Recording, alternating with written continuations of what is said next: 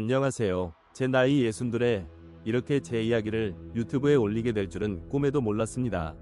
라디오에서 흘러나오는 잔잔한 사연들, 저는 늘 이어폰을 끼고 제 삶과 겹쳐보며 위로를 받곤 했습니다.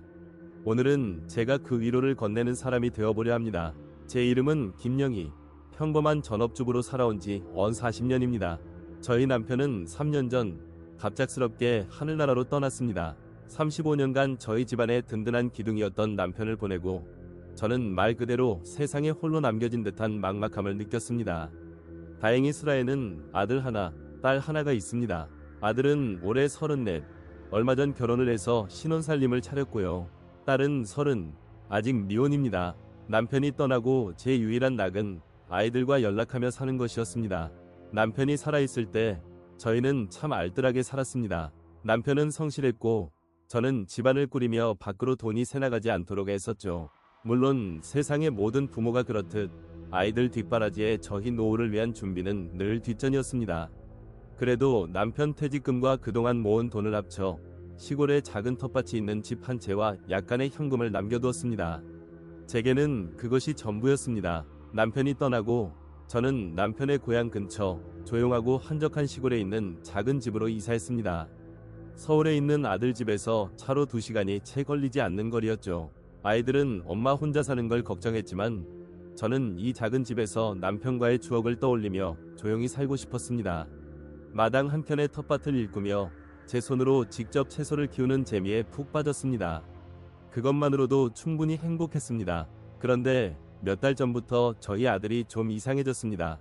결혼한 지 얼마 안 된 며느리가 덜컥 임신을 한 겁니다. 축복할 일이죠. 저도 곧 할머니가 된다는 생각에 설레는 마음으로 이것저것 준비했습니다. 그런데 아들이 슬슬 돈 얘기를 꺼내기 시작했습니다. 처음에는 신혼집 전세 자금 대출금 일부를 갚고 싶다는 식으로 시작했습니다. 저는 이미 남편이 남긴 돈과 재퇴직금을 합쳐 아들 신혼집 전세금으로 3천만 원을 보태준 참이었습니다.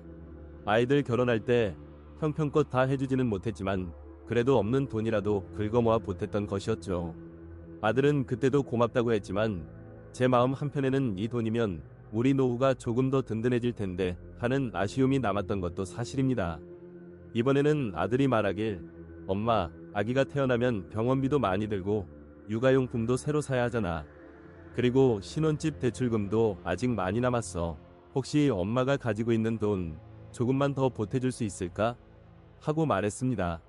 그러면서 구체적인 금액을 이야기하는데 무려 5천만 원이었습니다. 순간 저는 숨을 쉴 수가 없었습니다. 제게 남은 현금은 그동안 텃밭 가꾸고 가끔 딸에게 용돈 좀 주는 용도로 쓰고 남은 돈이 전부였습니다. 그 돈까지 다 털어주면 제가 정말 아무것도 없는 빈털터리가 되는 것이었습니다. 남편이 남긴 유산으로 겨우 숨통 트이고 있던 제게 그건 정말 받아들이기 힘든 부탁이었습니다. 저는 망설였습니다. 아들, 엄마도 이제 나이가 있어서 네가 말한 그 돈은 하고 얼버무리자 아들 얼굴이 딱딱하게 굳었습니다. 엄마, 이러는 건 너무 하는 거 아니에요? 내 아이가 태어나는데 엄마는 그것도 못 도와주겠다는 거예요? 주변 친구들 보면 다들 부모님이 이렇게 도와주는데 저는 서운했습니다. 아들, 엄마가 너희 결혼할 때도 3천만 원이나 보태줬잖아. 그 돈까지 어떻게 다 마련해서 줬는데. 그러자 아들이 코웃음을 쳤습니다. 3천만 원이요? 그거 엄마가 우리 결혼식 비용으로 쓴 돈 아닌가요? 게다가 그거 원래 남편분 돈 아니었어요? 왜 그걸로 생색이에요? 그 순간 저는 마치 천둥이라도 맞은 듯 멍해졌습니다. 남편이 죽고 난 후 저와 아이들 사이에 암묵적으로 혹은 명시적으로 있었던 그 돈에 대한 이야기가 있었습니다. 남편이 제게 준 돈 혹은 저희 부부가 함께 모은 돈에 대한 이야기 말입니다. 하지만 그 돈이 남편 개인의 돈이었다고는 한 번도 생각해 본 적이 없었거든요. 저희 둘이 평생을 함께 고생해서 모은 돈인데 저는 충격을 감추지 못하고 아들, 그게 무슨 말이니? 그 돈은 우리 둘이 하고 말을 흐렸습니다. 아들은 더 차갑게 말했습니다. 엄마, 솔직히 말해봐요. 시골집도 그렇고 남편분 돌아가시고 나서 엄마가 현금으로 가지고 있는 돈, 그거 다 남편분 개인 돈 아니었어요? 저희한테는 전혀 안 나눠주고 이러려고 혼자 시골 내려가서 사실 계획이었던 거 아니냐고요. 저는 그 자리에서 주저앉을 뻔했습니다. 제 인생의 전부라고 생각했던 남편이, 그토록 믿었던 아들이 제게 이런 식으로 말할 줄은 상상도 못했습니다. 남편이 살아있을 때 남편은 종종 영희야, 이 돈은 내가 결혼 전에 모아둔 돈이니 우리 합쳐서 잘 살아보자 라거나 이건 내 몫이니 아들 딸한테는 절대 이야기하지 마라 와 같은 말을 하곤 했습니다. 저는 그저 저희 부부가 합심해서 재산을 불려나가는 과정이라 생각했고 남편이 하자는 대로 했을 뿐입니다.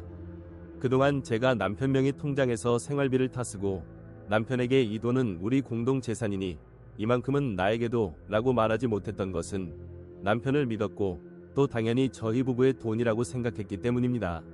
그런데 아들의 말은 그 모든 것이 남편 개인의 유산이고 저는 그저 남편의 재산을 관리하는 사람에 불과했다는 의미였습니다. 저는 울며불며 아들에게 말했습니다. 아들아, 엄마가 평생 너희 둘을 위해 살았다는 거 너도 알지 않니? 내 아빠가 살아있을 때 그 돈이 모두 자기 돈이라고 한 적은 단 한 번도 없었어. 항상 우리 둘이 우리 가족을 위해. 하지만 아들은 제 말을 듣지 않았습니다. 엄마, 결국 남편분 돌아가시고 나서 그 돈 다 엄마가 독차지하려고 하신 거잖아요. 내 아이한테 돈 좀 보태주는 게 그렇게 아까워요? 저는 아들의 말을 듣고 세상 모든 것이 무너지는 것 같았습니다. 아이가 태어나면 축복해줘야 할 부모로서 제 마지막 남은 재산까지 앗아가려는 아들의 모습이 너무나도 낯설고 또 잔인했습니다. 평생을 바쳐 사랑하고 헌신했던 엄마를 이렇게 몰아붙일 수 있다는 사실이 제 가슴을 찢어놓는 듯했습니다. 그날 이후 저는 아들과의 연락을 끊었습니다. 딸과는 종종 통화하지만 아들에 대한 이야기는 꺼내지 않습니다. 딸도 오빠의 그런 모습에 실망했는지 먼저 아빠 이야기를 꺼내지는 않더군요.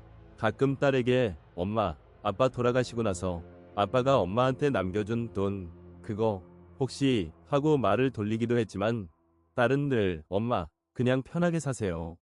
그런 거 신경 쓰지 마세요. 라고 말하며 화제를 돌렸습니다. 저는 매일 아침 텃밭에 나가 김을 메고 상추를 따고 고추를 땁니다. 흙을 만지다 보면 잠시나마 마음이 편안해집니다. 남편이 살아있을 때 함께 밭을 갈고 씨앗을 심으며 웃었던 기억이 떠오릅니다. 그때는 참 행복했습니다.